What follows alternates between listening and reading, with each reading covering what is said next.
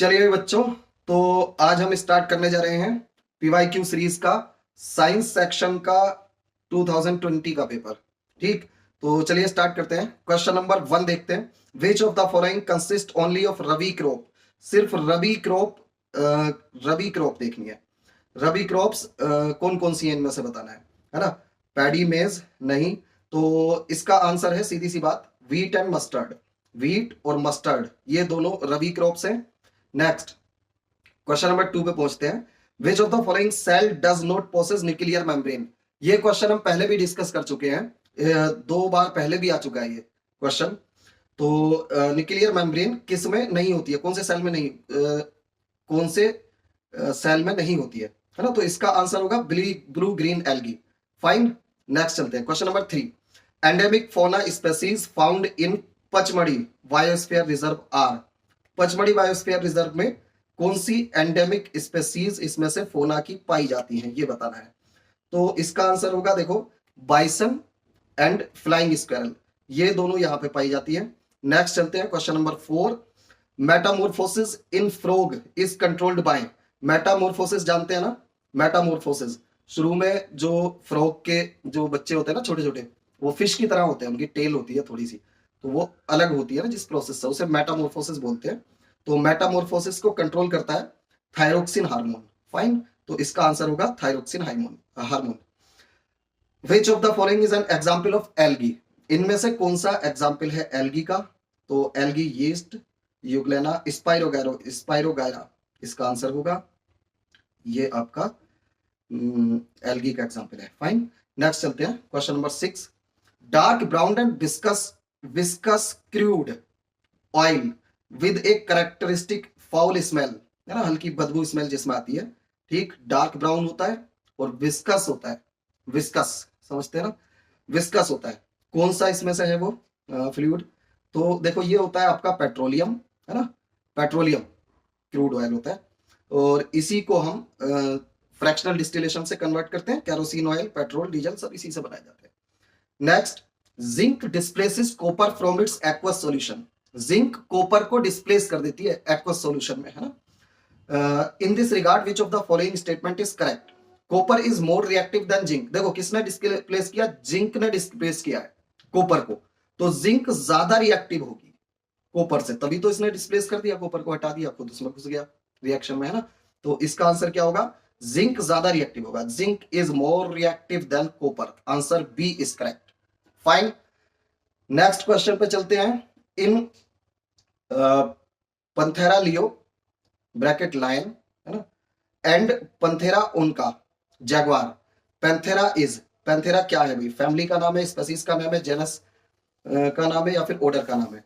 Biological जो naming होती है ना इनकी एनिमल्स की, है ना, तो उसमें देखो जैसे ये है पंथेरा है, उसके बाद लियो है। ये लियो जो बाद में होता है ये स्पेसी का नाम होता है ना। जैसे लियो लायन का मतलब है यहाँ पे, जैगवार उनका इज जैगवार। पंथेरा जो है ना, पंथेरा यहाँ जेनस का नाम है।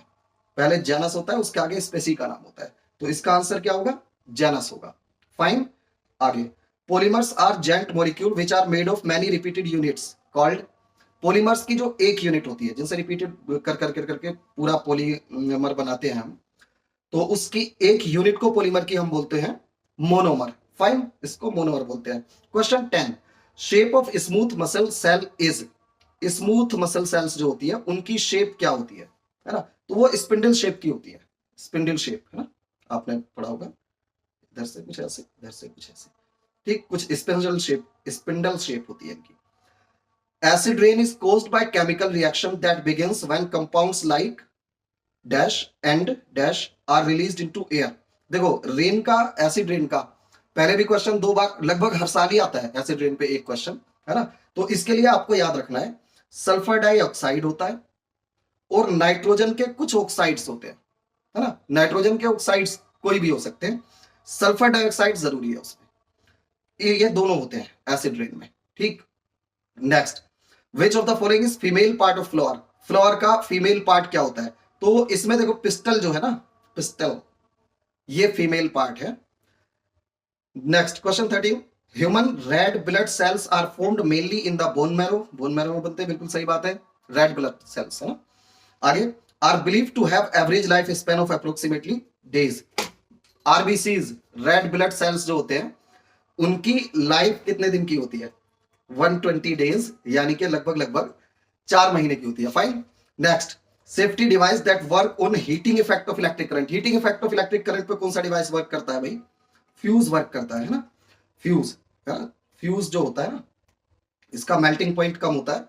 अगर ज्यादा लिमिट से ज्यादा करंट इसके अंदर से पास होता है तो ये हीट की वजह से मेल्ट हो जाता है, गर्म होता है फिर मेल्ट हो जाता है। ठीक। Next, real image is formed when light rays. अगर लाइट रेज एक्चुअली एक पॉइंट पे मिलती हैं तब जो इमेज बनती है उसको रियल इमेज कहते हैं। और लाइट रेज अगर केवल मिलती हुई लग रही है, एक्चुअली नहीं मिल रही है, तब जो इमेज बनेगी उसको वर्चुअल इमेज कहते हैं। ठीक। तो लाइट रियल इमेज कैसे बनती है? डाइवर्जन से, कन्वर्जन से कन्वर्ज होगा।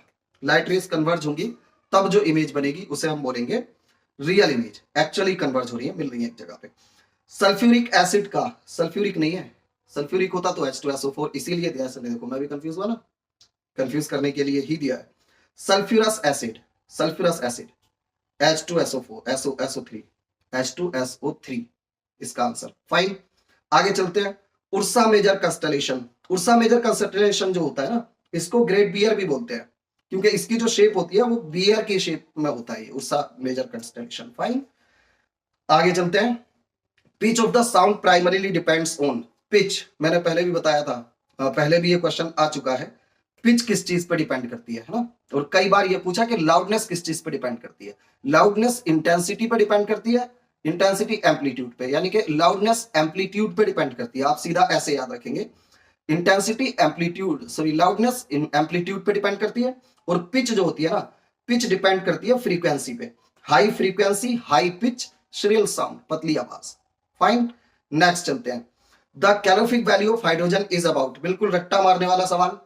हाइड्रोजन की calorific value, 1 kilogram, 1 kilo hydrogen को अगर आप बर्न करोगे तो उससे 1,50,000 किलो जूल, ये भी ध्यान रखना, किलो जूल इतनी हीट निकलती है। बहुत ज्यादा कैलोरिफिक वैल्यू होती है इसकी, हाइड्रोजन की। ठीक। 1,50,000 किलो जूल पर केजी, ये कैलोरिफिक वैल्यू है। ठीक। Next is sodium metabisulphite is used.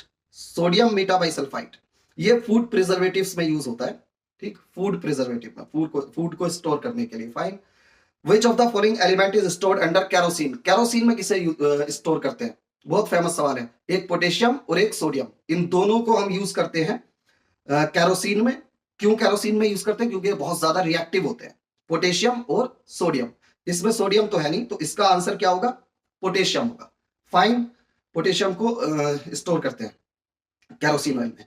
Which gas is rapidly produced when elemental aluminium react with sodium hydroxide solution. Sodium hydroxide solution से जब एल्यूमिनियम रिएक्ट करेगा, देखो पहले तो आप याद रखना, अगर गैस आपसे पूछ रहा है कौन सी गैस रिलीज होगी 9th एंट्रेंस में, और आपको पता नहीं कौन सी गैस रिलीज होगी, तो आप क्वेश्चन में हाइड्रोजन टिक कर देना। हाइड्रोजन ही रिलीज होती है 90% केसेस में, जो रिएक्शंस तुम्हारे सिलेबस में है सब में लगभग लगभग, है ना। इसमें भी, है ना, जब एल्युमिनियम रिएक्ट करता है इससे सोडियम हाइड्रोक्साइड से, तो हाइड्रोजन गैस रिलीज होती है। ठीक। तो आंसर होगा इसका भी हाइड्रोजन। नेक्स्ट चलते हैं। Hardest material present in our body. हमारी बॉडी में जो सबसे हार्ड मटेरियल होता है, ऑब्वियस सी बात है, बोन ही होगी, हड्डी होगी। कौन सी हड्डी होती है? एनामल। एनामल जो होती है ना, ये टीथ के ऊपर जो होती है ना, ये सबसे हार्ड होती है। The device used to measure the depth of the sea is, बहुत बढ़िया मेथड था, sonar, sound navigation and ranging. उससे समंदर की गहराई मेजर करते थे हम, है ना। और उससे मतलब इस जो डिवाइस हम उसके के लिए यूज करते हैं, सोनार के लिए, यूं समझो, उसे बोलते हैं हम फैथोमीटर। फैथोमीटर डिवाइस है जो कि यूज होता है समंदर की गहराई मेजर करने के लिए। ठीक। The process of conversion of sugar into alcohol.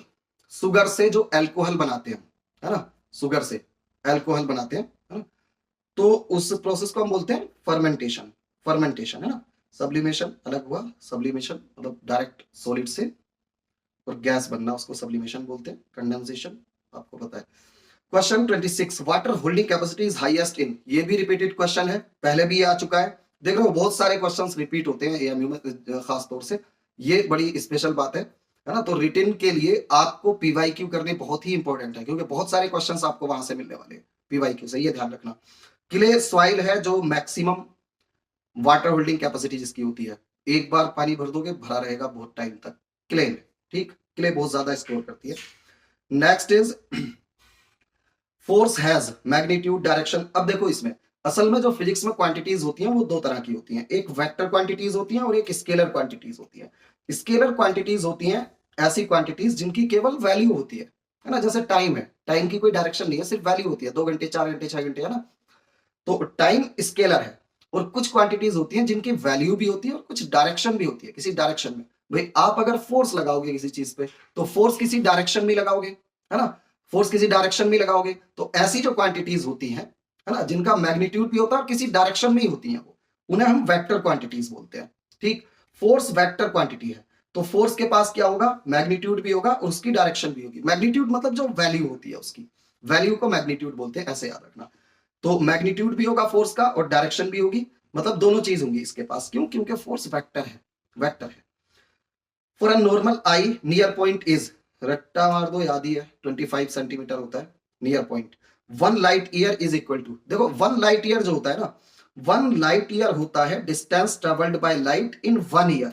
Light एक साल में जितनी डिस्टेंस चलती है 1 ईयर में, उसे हम लाइट ईयर बोलते हैं, है ना। ये बहुत बड़ी डिस्टेंस है, यूनिट है, डिस्टेंस की ही यूनिट है, लेकिन बहुत लार्ज यूनिट है। प्लैनेट्स के बीच, स्टार्स के बीच जिस मेथड से हम मेजर करते हैं डिस्टेंस को, दो प्लैनेट्स के बीच की डिस्टेंस, दो स्टार्स के बीच की डिस्टेंस, है ना, तो उस इतनी बड़ी डिस्टेंस को हम लाइट ईयर में मेजर करते हैं। तो लाइट ईयर डिस्टेंस की यूनिट है, लार्ज यूनिट है, ठीक। और एक लाइट ईयर जो होता है, सोल्व करो, लगभग लगभग आएगा ये 9.4607 इंटू 10 पावर 15 मीटर। मीटर ध्यान रखना, मीटर, इसे किलोमीटर में करेंगे तो 10 पावर 12 हो जाएगा, फिर 3 जीरो कम हो जाएंगे, है ना।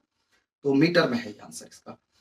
The chemical name of baking soda is, baking soda जो होता है खाने में जो यूज करते हैं हम, उसमें डालते हैं, रोटी बनाते हैं उसमें डालते हैं बेकिंग सोडा, ये होता है सोडियम हाइड्रोजन कार्बोनेट, ठीक। ये इसका केमिकल नेम है बेकिंग सोडा का।